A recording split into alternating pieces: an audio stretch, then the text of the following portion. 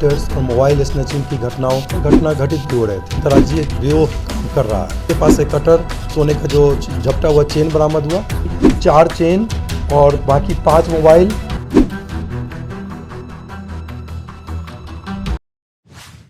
नमस्कार, आप देख रहे हैं इनसाइडर लाइव। मैं हूं आपके साथ धीरेन्द्र कुमार।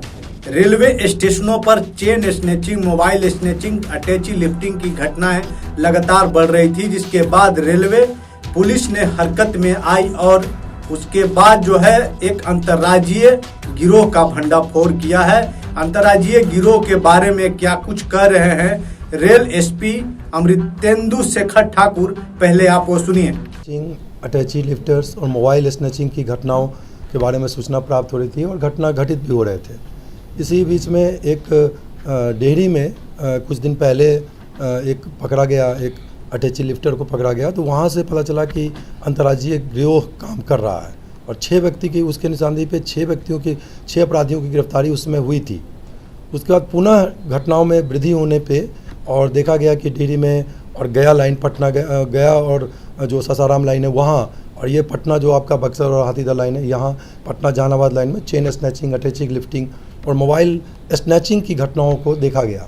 इसमें विशेष टीम का गठन किया गया और लगातार उस पर मॉनिटरिंग की जा रही थी, सूचना संकलन की जा रही थी, सभी स्टेशन को अलर्ट किया गया था।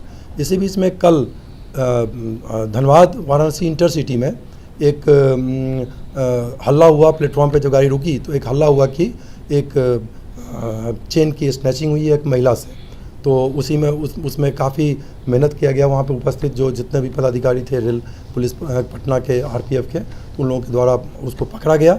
और उसके बाद जो सीसीटीवी का मॉनिटरिंग जो देखा गया सीसीटीवी, तो पाया गया कि उसमें काफ़ी एक गिरोह के संलिप्त होने की सूचना उसी समय प्राप्त हो गई सीसीटीवी को देखते ही, कि वो किस तरह से पास ऑन कर रहे थे और किस तरह से वो कटर से, वो जो व्यक्ति है जो कि पकड़ाया गया व्यक्ति आशीष दत्ता पाइक, उम्र 42 वर्ष, पिता स्वर्गीय मंटू दत्त पाइक, साकिन कुमरसा, थाना कैनिन, जिला दक्षिण 24 परगना, पश्चिम बंगाल। तो जो एड्रेस आया पश्चिम बंगाल का, तो ये पुष्टि हो गई कि ये अंतर्राज्यीय गिरोह की तरफ इंगित कर रहा है। उसका मोबाइल देखा गया, उसके पास से कटर, सोने का जो झपटा हुआ चेन बरामद हुआ, उसके मोबाइल के नंबर का मिलान किया गया और सीसीटीवी फुटेज देखा गया और उसके बाद रेकी किया गया जो बाहर की तरफ। तो देखा कि ये बाहर में एक व्यक्ति जा रहा है, दूसरा अपराधी आ रहा है। तो इससे लगा कि और भी लोग वहाँ पर कहीं छुपे हुए हैं। तो फिर उसके मोबाइल नंबरों से लेके उसे सख्ती से पूछताछ करने पे पता चला कि गया के एक होटल में ये लोग रुके हुए हैं सुनियोजित तरीक़ा से। तो वहाँ पे रेड करके छापेमारी की गई।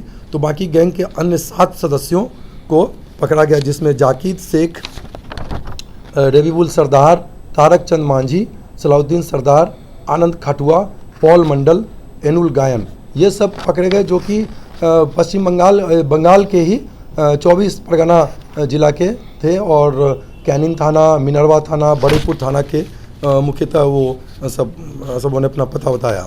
और उसमें एक खास चीज़ हुआ कि उन लोगों के पास से बाकी 4 चेन और बाकी 5 मोबाइल, कुल 5 चेन हो गया, कुल 6 मोबाइल, सोना काटने वाला एक कटर और उसका कुछ रुपए बरामद किए गए इन लोगों के पास से। एक सबसे इंटरेस्टिंग जो इसमें बात आई कि इसमें जो ट्यूब होता है टूथपेस्ट का, उसमें इन लोगों ने इस चेन को तुरंत झपट के तुरंत ही रख देते थे इस ट्यूब में, और इस पर शक हुआ तो ट्यूब से चेन को बरामद किया गया।